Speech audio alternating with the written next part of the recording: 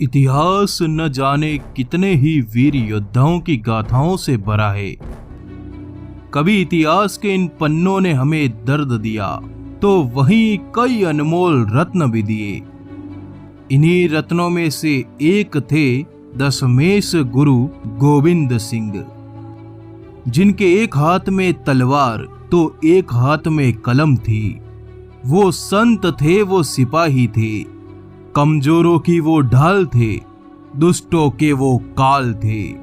आइए आज आपको उस पूर्ण पुरुष संत सिपाही की गाथा से रूबरू करवाते हैं, जिसने देश, धर्म और मानवता के लिए अपना संपूर्ण वंश कुर्बान कर दिया। दोस्तों, इस वीडियो को लाइक जरूर करें। तो चलिए शुरू करते हैं।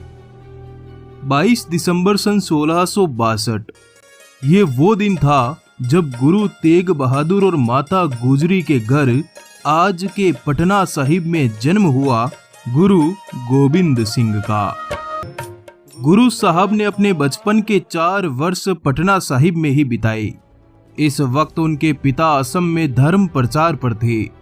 जब पिता लौटे तब सन 1670 में गुरु साहब अपने माता पिता सहित पंजाब के चक नानकी अर्थात आनंदपुर साहिब नामक स्थान पर पहुंचे।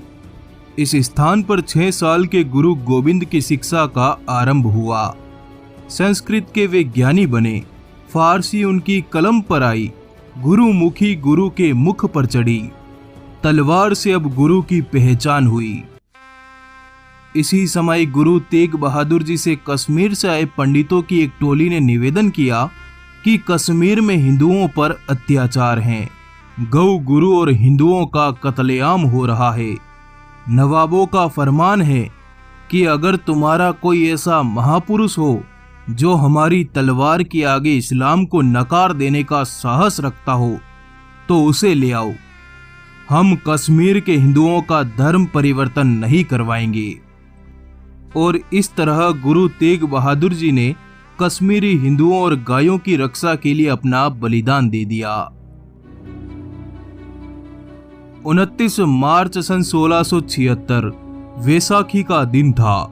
इस दिन दशमेश पिता श्री गुरु गोविंद सिंह जी महाराज पंथ के 10वें गुरु घोषित किए गए। एक उपदेशक बनने के बजाय गुरु महाराज ने तलवार को धारण किया। उनके सानिध्य में हजारों लोगों ने तलवारों को अपना साथी बनाया। आनंद का धाम तलवारों की खनक से गूंजने लगा। अप्रैल सन 1685 में आनंदपुर के राजा की वजह से गुरु महाराज को आनंदपुर साहिब छोड़कर जाना पड़ा। गुरुजी अपने जत्थे सहित नाहक नामक नगर में पहुंचे। अगले 3 साल तक गुरुजी इसी नगर में रुके। इस स्थान पर गुरुजी की मुगलों के सताए हुए कई राजाओं से मित्रता हुई। गुरुजी ने आपस में बिखरे इन सभी राज्यों की सेनाओं को एक कर दिया। इन राज्यों से कहा कि यदि तुम सभी का शत्रु एक है तो तुम भिन्न क्यों हो?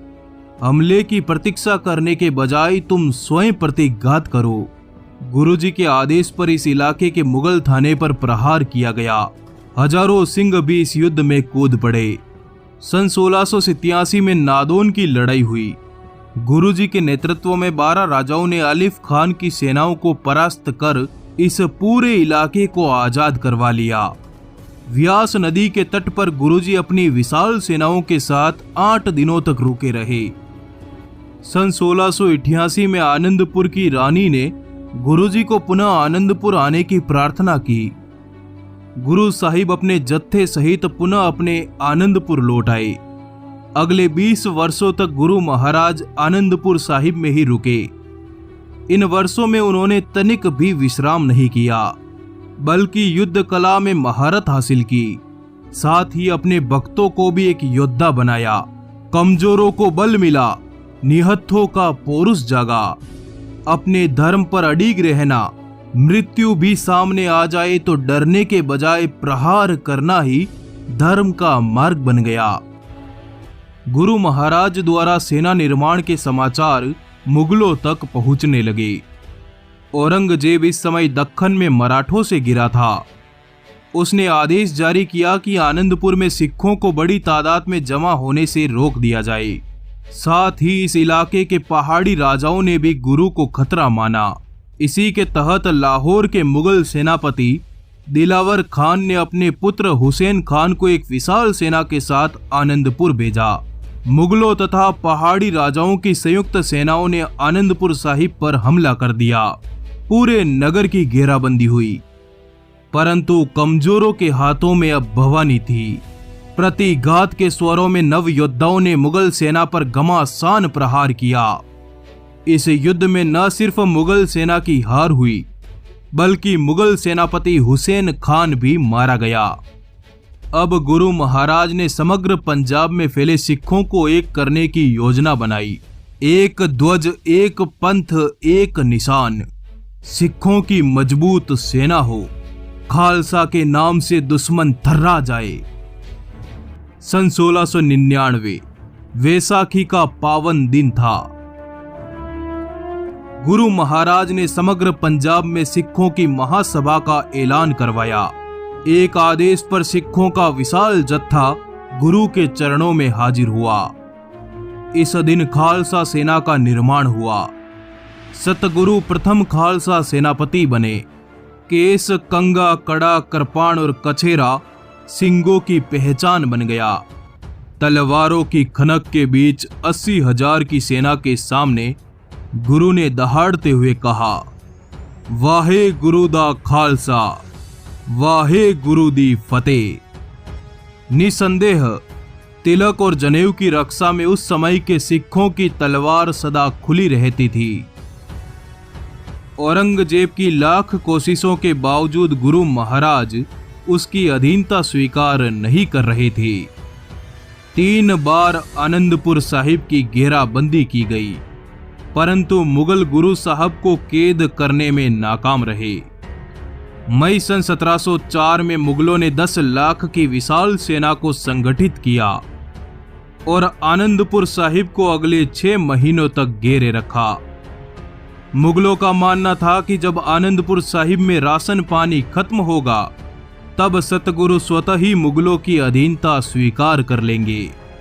परंतु इसके विपरीत गुरु महाराज रात्रि में अपने जत्थे सहित आनंदपुर साहिब को छोड़कर निकल गए। जब मुगलों को इसकी भनक लगी तो वे गुरु महाराज के पीछे लग गए। इस भयंकर उथल पुथल में गुरु महाराज का परिवार उनसे बिछुड़ गया।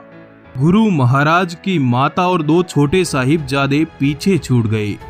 साथ ही हजारों सिख मुगलों से लड़ते हुए वीर गति पा गए।